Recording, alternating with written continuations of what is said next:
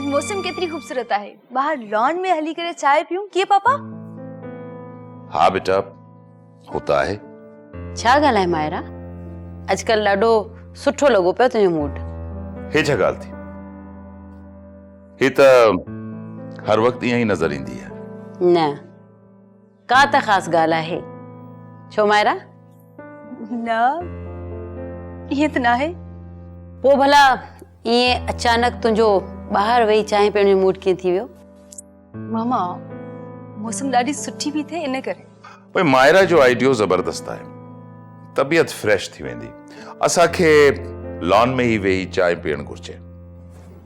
अस्सलाम वालेकुम। वालेकुम अस्सलाम। वसीम अच वे। Thank you. वसीम बस तुंहिंजी कमी हुई। ॿुधाए कीअं अचण थियो? जी वैसे तव्हां गुज़रां पियो त सोचियो तव्हां सां मिली वठां। कम ऑन वसीम, हे त इलाही घसियल जुमिलो आहे, का नई ॻाल्हि कर। मुंहिंजी केक खाइण त दिलि पई थिए, इन करे हलियो आयुसि। ओ वेरी स्मार्ट। तोखे कीअं ख़बर पई त अॼु असां चांहि सां गॾु केक पिया खाऊं? वसीम मजाक पई करे, तू तो संजीदा थी वञ। महिरबानी। जी पापा।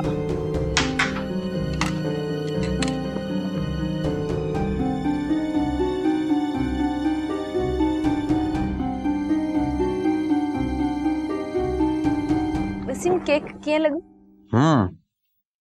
Very nice. मूं ठाहियो आहे। बहितरीन। तुंहिंजी जॉब कीअं पई हले? जी आंटी ॾाढी सुठी पई हले। सुठी ॻाल्हि आहे। उहे बि तुंहिंजे अंकल त केतिरनि ई ग़रीब ऐं बेरोज़गारनि खे हेल्प कई आहे। हिननि जो एहसान कॾहिं विसारजांइ न।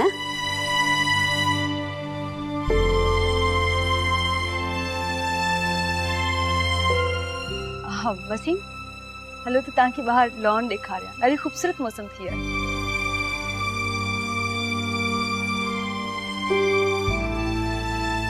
हे ॻाल्हि करण जी छा ज़रूरत थी तोखे? तव्हांखे त ख़बर आहे मूंखे हिन जो हिते अचणु बिल्कुल भी पसंदि न आहे। वसीम हिकु क़ाबिल ऐं ज़हीन छोकिरो आहे।